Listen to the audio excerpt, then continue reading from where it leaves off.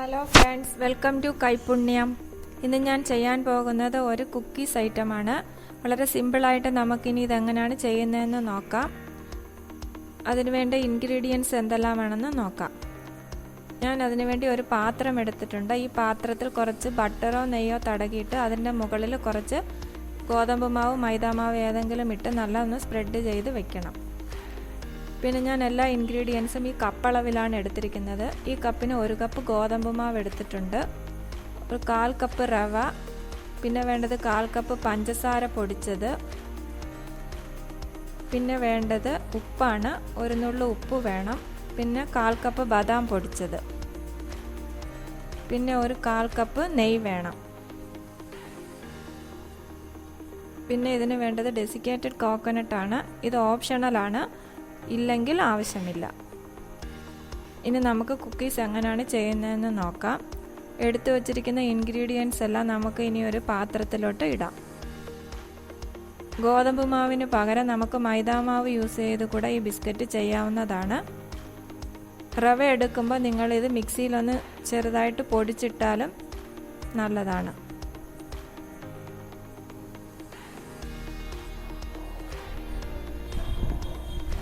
നെയ്ക്ക് പകരം നമുക്ക് ബട്ടറും യൂസ് ചെയ്യാം. ബട്ടർ ഒന്ന് ചെറുതായിട്ട് ചൂടാക്കി ഉപയോഗിക്കാവുന്നതാണ്. എല്ലാ ഇൻഗ്രീഡിയൻസും ഇട്ടതിന് ശേഷം കൈകൊണ്ട് നല്ല ഒന്ന് മിക്സ് ചെയ്യണം. മിക്സ് ചെയ്തിട്ട് നമുക്ക് ഇത് നല്ല ഒന്ന് കുഴച്ചെടുക്കണം. വെള്ളത്തിൻ്റെ ഒന്നും ആവശ്യമില്ല.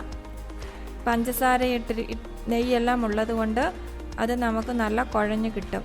അങ്ങനെ കുഴയ്ക്കാൻ ബുദ്ധിമുട്ടാണെങ്കിൽ 1 സ്പൂണോ 2 സ്പൂണോ പാലൊഴിച്ച് മാവ് കുഴച്ചെടുക്കാവുന്നതാണ്.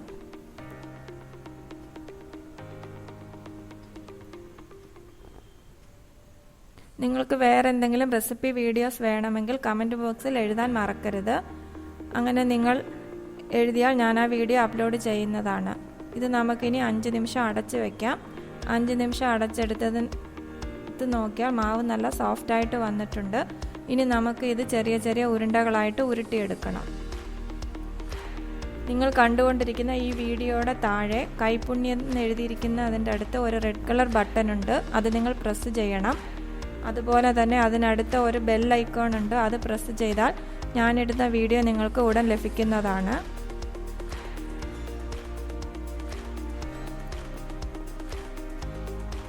അതേപോലെ തന്നെ വീഡിയോ ലൈക്ക് ചെയ്യാനും ഷെയർ ചെയ്യാനും കമൻറ്റ് ചെയ്യാനും മറക്കരുത്. നിങ്ങളുടെ ഫ്രണ്ട്സിനും റിലേറ്റീവ്സിനും ഇത് നിങ്ങൾ ഷെയർ ചെയ്ത് കൊടുക്കണം. എല്ലാ ഉരുണ്ടകളും നമ്മളിങ്ങനെ ഉരുട്ടിയെടുത്തിട്ടുണ്ട്. ഇനി ഡെസിക്കേറ്റഡ് കോക്കനട്ടിനകത്ത് നമ്മളിത് മുക്കിയെടുക്കണം.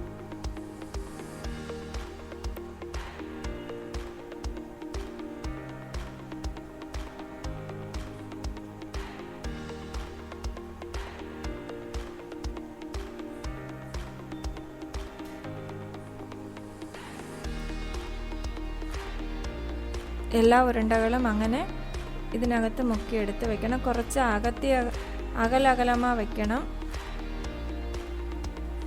അല്ലെങ്കിൽ ഇത് ബേക്കാവുമ്പോൾ ഒന്നിനോടൊന്ന് ഒട്ടിപ്പിടിക്കാൻ സാധ്യതയുണ്ട്.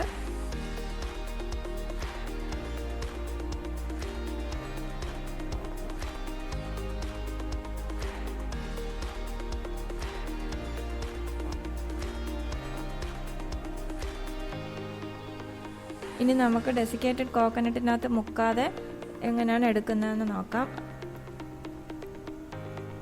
അങ്ങനെ ഉരുട്ടിയ ഉരുണ്ടകളെല്ലാം എടുത്ത് വെച്ചിട്ട് അതിൻ്റെ മുകളിൽ സ്പൂൺ കൊണ്ടോ ഫോർക്ക് കൊണ്ടോ ചെറിയ ചെറിയ കോടുകൾ ഇട്ട് കൊടുക്കണം. ചുമ്മാ അതൊരു ഭംഗിക്ക് വേണ്ടിയാണ്. പിന്നെ അതിൻ്റെ മുകളിൽ ഞാൻ ഒരു ചെറി കട്ട് ചെയ്ത് വെച്ചിട്ടുണ്ട്.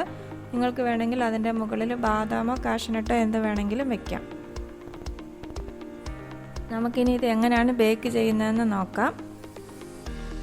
ഒരു കുക്കറോ ഇഡ്ഡലി പാത്രമോ അടുപ്പിൽ വെച്ച് ഒരു 5 നിമിഷം ചൂടാക്കണം. അതിനകത്ത് വെള്ളമോ ഉപ്പോ ഇത് ഇടേണ്ട ആവശ്യമില്ല. അങ്ങനെ ചൂടായി വരുമ്പോൾ അതിലേക്ക് നമ്മളിത് എടുത്ത് വെച്ചിരിക്കുന്ന ഇത് ഇട്ട് കൊടുത്ത് ഒരു 25-30 നിമിഷം നമ്മളിത് ലോ ഫ്ലെയിമിലിട്ട് ബേക്ക് ചെയ്തെടുത്താൽ സൂപ്പറായിട്ടുള്ള കുക്കീസ് റെഡി ആയിട്ടുണ്ട്. നല്ല സൂപ്പറായിട്ട് വന്നിട്ടുണ്ട്. നിങ്ങളെല്ലാവരും ചെയ്ത് നോക്കണം.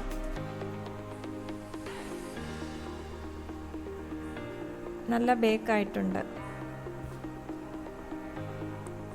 വളരെ സിമ്പിളായിട്ട് ചെയ്യാൻ പറ്റിയ ഒരു റെസിപ്പിയാണ്. നിങ്ങൾ ചെയ്ത് നോക്കിയിട്ട് കമൻറ്റ് ബോക്സിൽ ഇടാൻ മറക്കരുത്. അതേപോലെ തന്നെ എൻ്റെ ഈ ചാനൽ സബ്സ്ക്രൈബ് ചെയ്യണം. Thank you. Bye bye. See U.